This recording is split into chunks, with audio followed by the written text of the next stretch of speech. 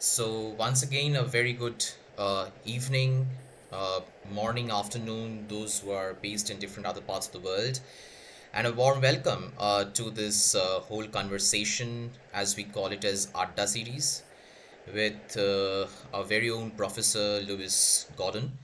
And I'm very sure that those who engage even a little bit with the perspectives of race, cultural studies, Franz Fanon, and also about Afro American histories and cultures, phenomenology, to be very particular. Professor Gordon is a very familiar name, but just to do the basic formalities, Professor Gordon is currently based in the University of Connecticut right now, and he's a very well-known philosopher. He has written endless number of books, research articles, delivered lectures across the world in the field of phenomenology, black consciousness, Afro American histories and cultures.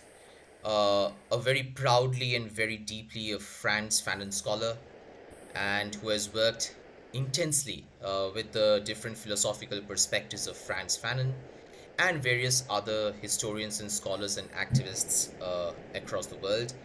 It's also important to acknowledge that Professor Gordon is a fantastic percussionist, a drummer, and and a musician. And this is very important because it's very deeply intertwined with the various works and the philosophical understandings of Professor Gordon. And there are so many more things to say, but I'm sure you will all find ample about his life and biography on the internet. So I won't get into that because we are all very excited to engage with Prof. Gordon. So a very warm welcome to the Ada series, Prof. Gordon. Thank you, Cheyenne, and to the entire community. I'm delighted to be here. And and as I always say, that this Adda is basically about an easygoing conversation, and we have people from different corner points, some seasoned scholars, some very young researchers and thinkers excited to venture into new avenues. So for them, I'm pretty sure when they have looked into the topic of our discussion, they might to a certain extent must have felt overwhelmed with words like phenomenology. So, why not let us start with a very basic question? Because you have worked so deeply about phenomenology in terms of Biko's consciousness, in terms of race, in terms of Franz Fanon, in terms of, and also sharing your varied perspectives in terms of the recently happening warfares, whether we talk about the Russia-Ukraine war or the Israel-Palestine war. So, based on all of these perspectives, how would you like to analyze the term phenomenology in this varied, conflictual perspectives of the 21st century, Prof? That's a question with a lot in it, Cheyenne. But, well, first, the one thing is, as you mentioned, I often, there's so many ways in which we can greet one another, right? I could do it with sounds like, right? And for many of you, as you hear that, that's not exactly a way of rhythmic pattern that exemplifies the world as dominated from what we could call the global north. The global north tends to have almost like horses marching in, right? But it's interesting how we're connected across the globe, because I was doing a 6/8 pattern, right?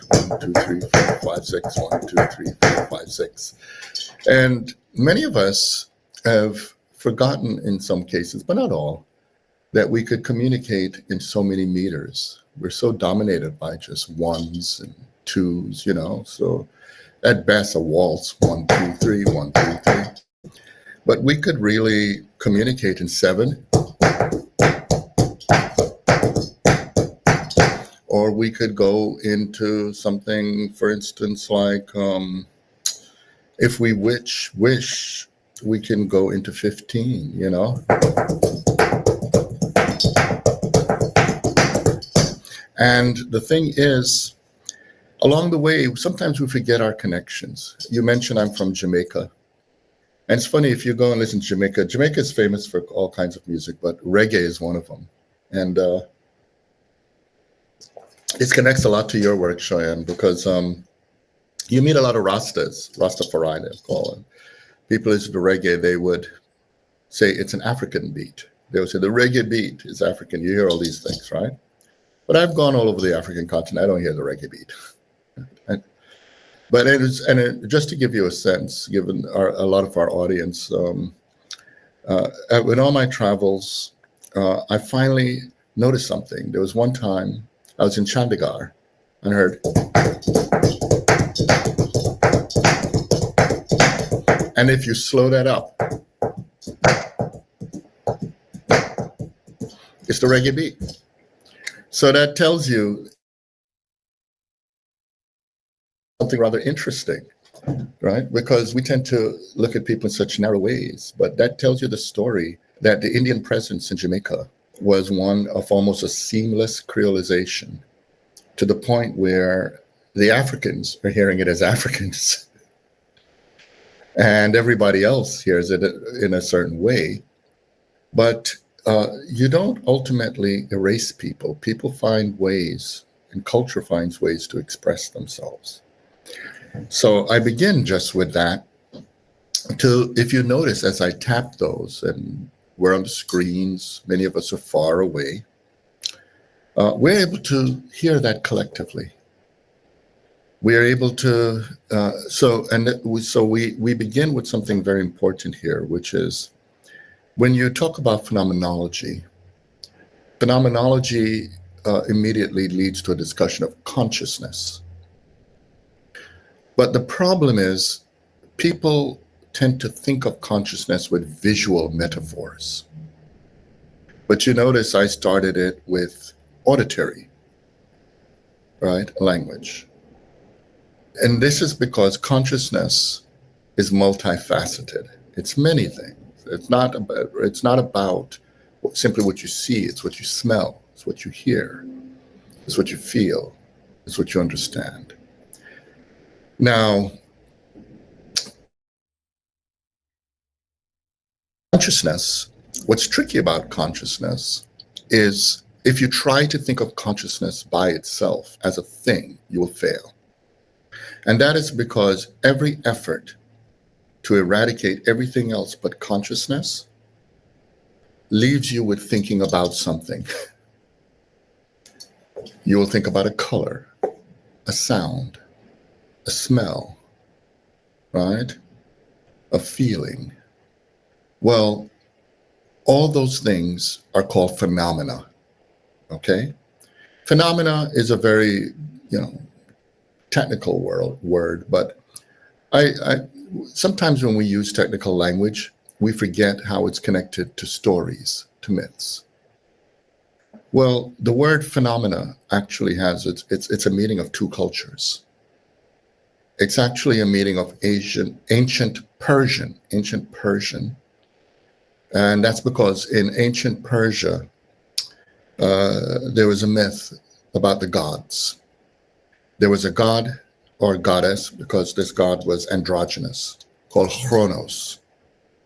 Chronos is the basis. Once I say that, if I spelled it out, Chronos, you know immediately it's connected to time, like chronology. Well, Chronos begat Phanes, Phanes. And Phanes was known as the manifester, that which appears. Well, as you know, there were ancient wars between Persians and Greeks, and Persians and East Africans, Kemets, and Egypt, And although we think about people at wars, whenever people meet and have conflicts, they also come out differently. They come out with also learning. Even if they hate one another, they come out with learning. And Phanes and phenomena, right? Naming the appearance, right? That was conjoined in the concept. So phenomena means that which appears, okay? But the moment something appears, it means you're conscious of it. So consciousness, we begin to realize, is a relationship to that which appears. And that's why it takes in language, it always uses prepositions. You're never just conscious. You're conscious of something, about something, right? You have a consciousness for something, right? It's acting. You're right. You're conscious toward, but generally it's off. That means then when we think of consciousness that way, we understand that, and this is something rather profound. The mistake people make is they imagine you're conscious absolutely by yourself. But when I was tapping out, all of us around the world on the screen were able to share. You see? So this brings us to a second point. So the first point is manifestation, appearance. But the second part is a little tricky. You see, for you to be conscious of something, something has to be what we call there. But for you to be conscious of something, you have to be what's called here. You see? And in phenomenology, that is what we call the body. If you were not somewhere, then you're free floating everywhere, and there's no there of which to be conscious. So consciousness already throws you into the shared reality. That is the point, okay? And now, and this is the last part, then you have logos, because you said phenomenology.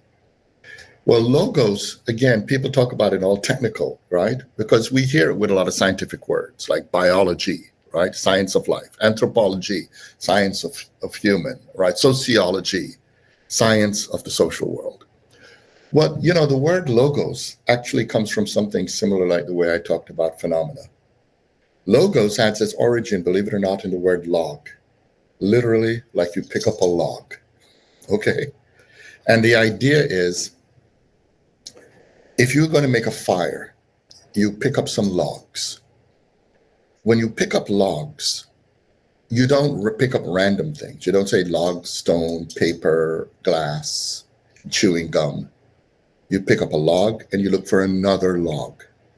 So implicit in logging is order. It's a principle of how things connect. So the word logos, which was linked to the word log, is to have a principle that organizes an idea in a way that makes sense. And we call that, eventually, we put it in the form of science. So phenomenology is to bring an understanding to the appearance of things that is connected to making sense. So this is crucial because we, human beings, we live in a world of meaning. We live in a world in which we're conscious of meaning. Right now, I'm not imagining speaking to myself. I'm conscious of you, you're conscious of me. And beyond us, we're conscious of what I'm talking about. So ultimately, phenomenology is about the consciousness of, it is the consciousness of how reality appears to us as meaningful. And I'll stop there. No, I think this is a wonderful, wonderful perspective to start with, and especially your very signature drum beats. And I'm sure, I mean, all of us listen to music here, no doubt. And, some of us who are sort of a bit, have some sort of affinity with percussion instruments can, relate this shared reality aspect that you so well illustrated right at the beginning in such a in a aesthetic sonic way, already fleshes out so clearly that what exactly we mean when we engage with the term phenomenology. Now, I would like to carry forward our conversation with respect to this, specifically with respect to this aspect of shared reality. And now I want to bring in Franz Fanon here. And I mean, in every kind of work that Franz Fanon have talked about, whether we talked about the Wretched of the Earth, the Black Skin, White Mask, and every other work, Fanon talking about his psychological experiences, experiences in the medical sciences space, experiences in the philosophical space, experiences in the battlefield, racism, shared realities, shared perspectives play a very important role.